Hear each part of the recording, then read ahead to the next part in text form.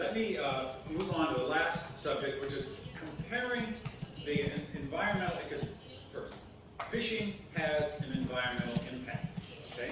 It changes the composition of the species in the ecosystem. It changes the ecosystem in different ways.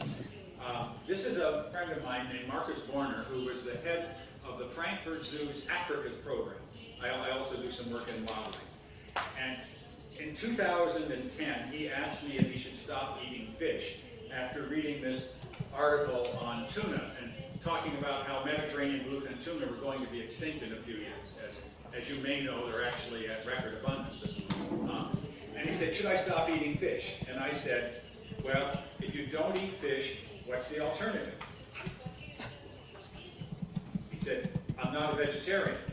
The alternative is beef, chicken, and pork. So this has changed my worldview quite a bit. So I think about, well, if we want to protect the oceans from fishing, because fishing does change the oceans, what's the cost? And the cost would be more beef, chicken, and pork being produced. And so this rather complicated graph just looks at one metric, the carbon footprint per unit of protein production. And in blue are different kinds of aquaculture. In orange is different kinds of livestock. In green is different kinds of plants. And in pink are different kinds of fishing, capture fisheries.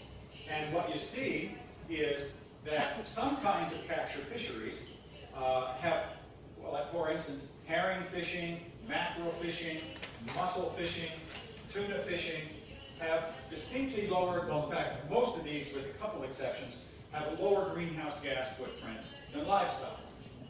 Beef always looks about the worst because cows are ruminants and produce methane gas while eating. But if you're concerned about greenhouse gas footprint, you would eat many kinds of fish and definitely not eat any livestock.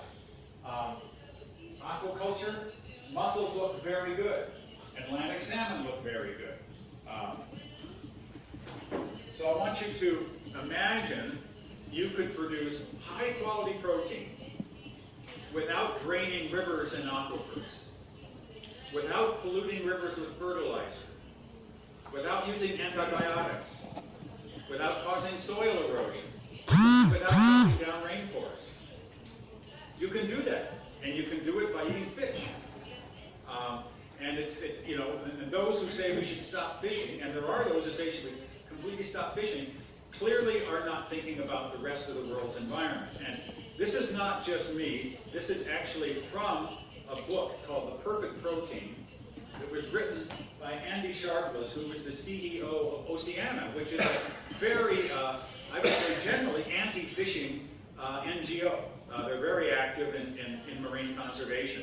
And so this isn't Ray Hilborn. I mean, anyone who's looked at the data, it's just dead obvious. And I know many people, actually, who work for Oceana, who used to be vegans. And now they will eat fish, particularly mussels and small pelagics, because they have such very low environmental impact.